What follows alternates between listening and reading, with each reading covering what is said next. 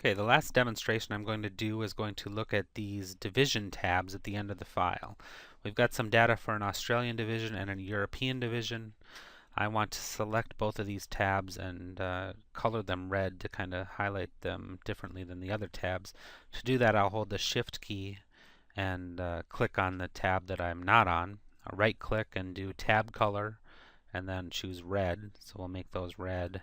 Let's make this checks tab green just to make it look different. And so you don't have any control over the font color for the wording, but you have a control on the back of it, the background of the tab. So that's a useful way to deal with tabs. You can also right click and hide a tab. So let's say we don't want other people to see that checks tab. Now it's not like it's secure because they can always right click and do unhide and then bring it back, but sometimes you'll hide tabs and just show people summaries so that they're not seeing all the data, for example, especially if they're not strong Excel users and they're just going to be confused by seeing the data. So what I have here is I've got an Australian division and a European division. Okay, now let's say I want to make another tab that totals up these two. Okay, so what I'm going to do is I'm going to copy the division tab. Couple ways you can copy. You can right click and do move or copy, and then you can say, okay, give me division 2, create a copy, and then move it to the end, and that'll make a copy of the tab. The shortcut is to grab the tab like you're going to move it. See this? When I grab the tab with my mouse, I can move it around.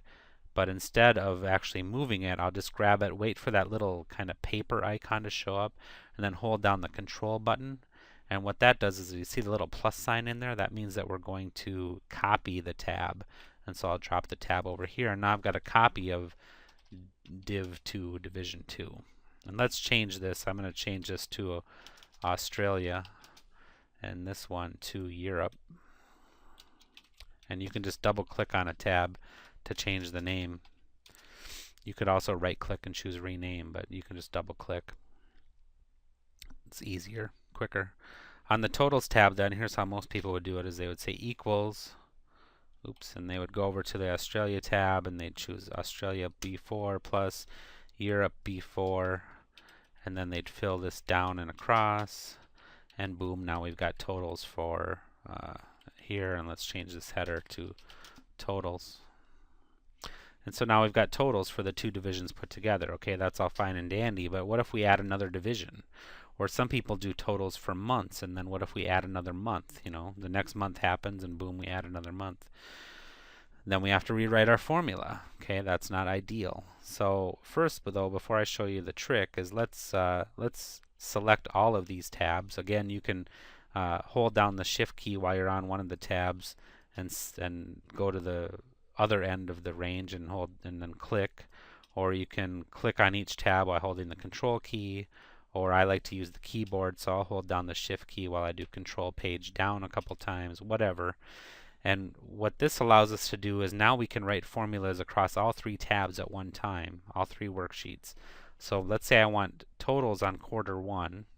So I'll just make a total for quarter 1 here. Let's make it bold-faced, and we'll put a top border here, and then we'll scroll that across. Okay, so now we've got totals for all 4 quarters. Maybe we want a total here for hardware, for software, whatever. Okay, and let's put another total at the bottom. We should format these numbers so that they have commas in them, and take out the decimals. Let's make this with a, let's say, green background, boldface that, and we'll type the word totals here. We can use our format painter to underline that and right align it like the others. And now if we look on any of these tabs, it put all those formulas in accordingly. Okay, kind of handy.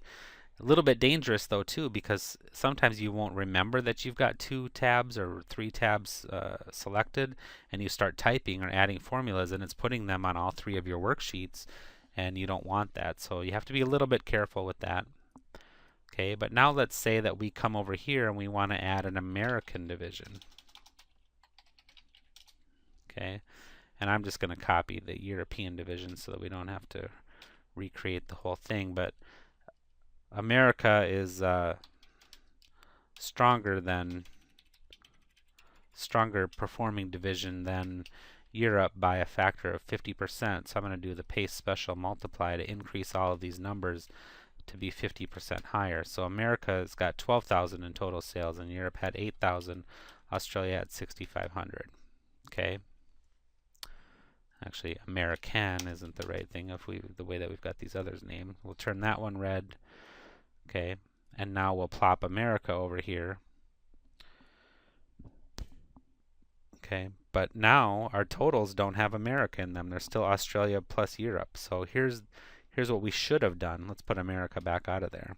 When we wrote these formulas here, instead of doing equals Australia B4 plus Europe B4, we should have used a sum.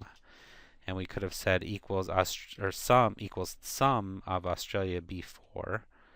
And then we'll hold down the shift key, and I'll use the mouse this time. You could do the page down, control page down, but just to demonstrate, I'll use the mouse and hold the shift key, and we'll go down to Europe. And so now you see it says equals sum Australia to Europe B4, and we'll close that. So what is that saying? It's saying add up cell B4 from worksheet Australia to Europe. Okay. Now that doesn't look like it gives us any different results right now. We're at 14,500 for Australia and Europe. But what if we plop America between Australia and Europe? Now let's go look at our totals. We're up to 26,500. We didn't have to change our totals, our formulas on the totals at all. It's still Australia to Europe. And so because we put America between Australia and Europe, it automatically updates into the totals.